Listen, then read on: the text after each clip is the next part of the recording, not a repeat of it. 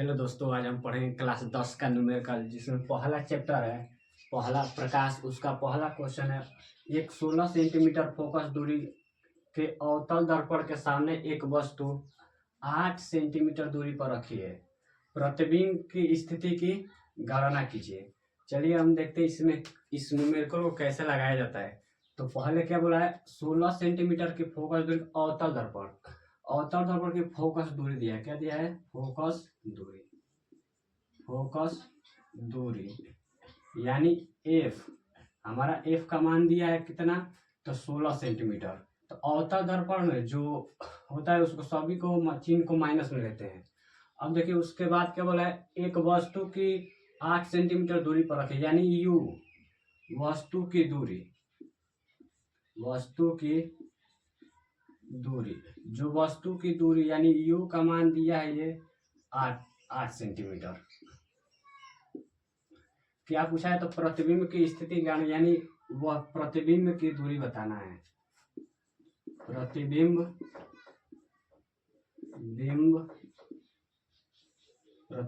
की दूरी, प्रतिबिंब की दूरी यानी v का मान पूछा है, तो इसी का मान बताना है।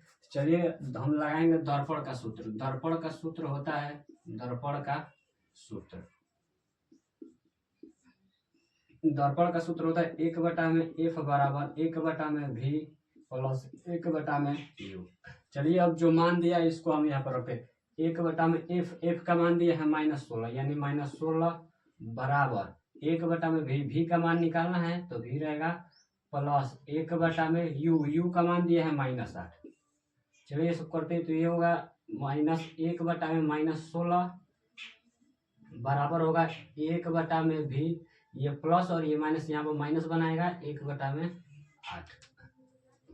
अब देखिए ये इसका मान निकाला, इसको इधर लाएंगे, ये यहाँ पर माइनस में इधर आएगा तो प्लस में, तो ये 1/में -16 होगा प्लस होगा 1/8 बराबर होगा 1/में v। यहाँ पर करेंगे तो हम ये होगा 1/में v बराबर इस ये 1/में -16 प्लस 1/8, 1/में v बराबर इसका और इसका एलसीएम निकालेंगे, इसका एलसीएम होगा 16।